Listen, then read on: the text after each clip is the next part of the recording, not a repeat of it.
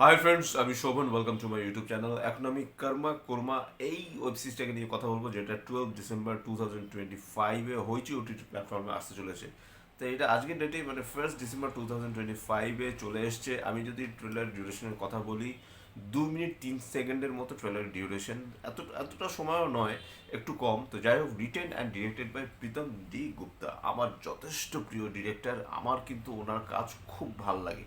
তো এখানে দুটো যে মেইন ক্যারেক্টার, শাহানা এবং ঝিনুক, ঝিনুকের ক্যারেক্টারটা প্লে করছে সৈনী সরকার এবং শাহানার ক্যারেক্টারটা প্লে করছে হলো ঋতাপরি চক্রবর্তী। তো এখানে একটা জিনিস বোঝা যাচ্ছে যে ঝিনুকের যে ক্যারেক্টারটা, সে হয়তো বা কোনো আহ, একজন ডাব আর্টিস্ট, এবং যে শাহানার যে ক্যারেক্টারটা, সে একজন প্রভাবশালী মানে বিত্তশালী একজন লোকের ঘরের ওয়াইফ। তো একটা জায়গায় বলছে যে আমি তোমার বরকে মেরে দেবো, তুমি আমার বরকে মেরে দাও। তো এই যে জায়গাটা, এই জায়গাটা নিশ্চয়ই ঘটে। কারণ দেখবেন, একটা জায়গা রয়েছে যেখানে খুন হওয়ার পর যে স্কেচ করে আঁকা হয়, যেখানে বডিটা পড়ে থাকে, সেখানে কিন্তু ঋত্বিক চক্রবর্তী ক্যারেক্টারটা শুয়ে আছে এবং সে ইনভেস্টিগেট করে। তার মানে বোঝা যাচ্ছে এখানে দুটো খুন হয়। এবং এই যে খুনগুলো হয়, খুনগুলো কারা করে, কে জন্য, কী জন্য করে, এবং দুজনে মিলে কি খুন করে। যেখানে একটা জায়গা আমার খুব ভালো লেগেছে, যে ঋত্বিক চক্রবর্তীকে আহ, মানে এখানে সৈনী সরকার বলছে যে আপনি এই খুনটা নিয়ে বড্ড বেশি ভাবছেন।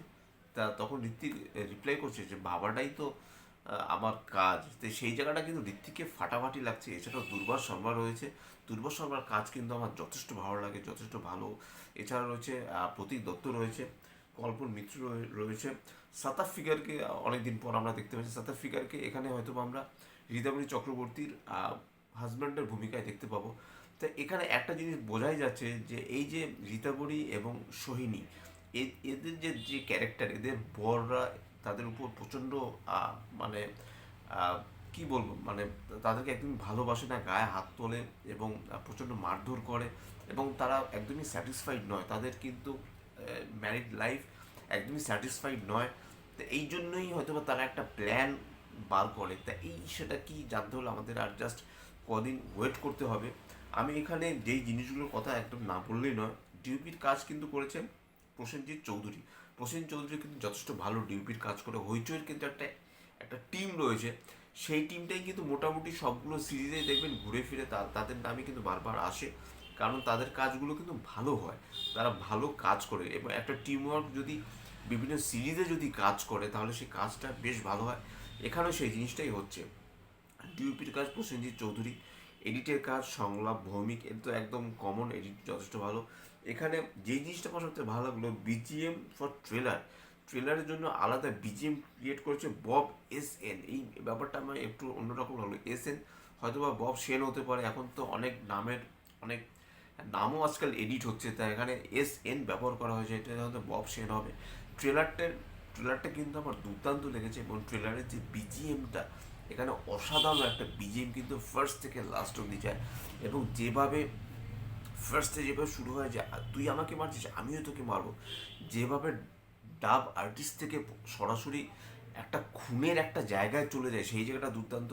আর একটা জায়গার কথা বলবো, যেখানে একটা লাশ শুয়ে রয়েছে, পুরো রক্ত মাখা লাশ, সেখানে রিতাবরী কিছু একটা ছেটাচ্ছে সেই জায়গাটা। এবং হয়তোবা এটা বোঝাই যাচ্ছে যে রিতাবরী হয়তোবা একজন শেফ, এবং সে পিস পিস করে মাংস কাটছে।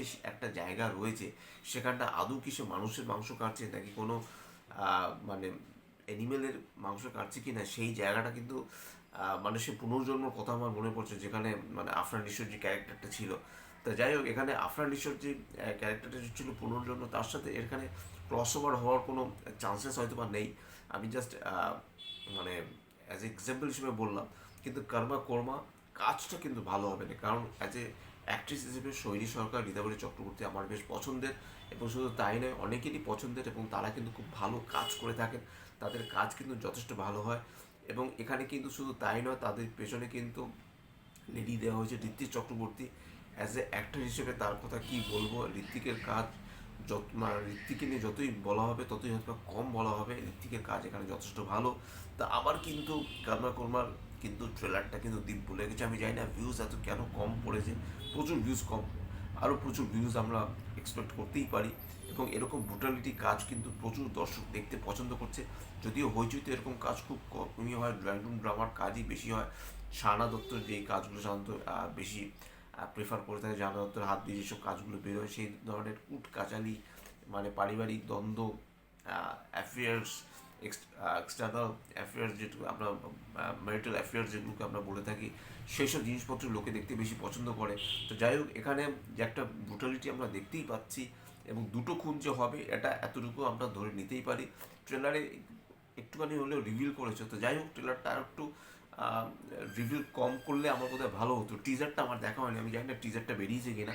তো যাই হোক, সব মিলিয়ে কিন্তু আমার কোরমা ট্রেলারটা আমার দুর্দান্ত লেগেছে। আপনাদের কেমন লেগেছে নিশ্চয়ই আমাকে কমেন্ট বক্সে লিখে জানাবেন। আর যদি আমার এই ভিডিওটা আপনাদের ভালো লেগে থাকে, লাইক, শেয়ার, কমেন্ট এবং সাবস্ক্রাইব করতে ভুলবেন না আমার চ্যানেলকে। ইনস্টাগ্রামের লিঙ্ক, ফেসবুকের লিঙ্ক এবং ইউটিউবের লিঙ্ক আমার ডিসক্রিপশন বক্সে দিয়ে দেওয়া হয়েছে, সেখান থেকে আপনারা কানেক্ট করতে পারেন। Till then stay tuned, tata, love you, bye bye, and good night.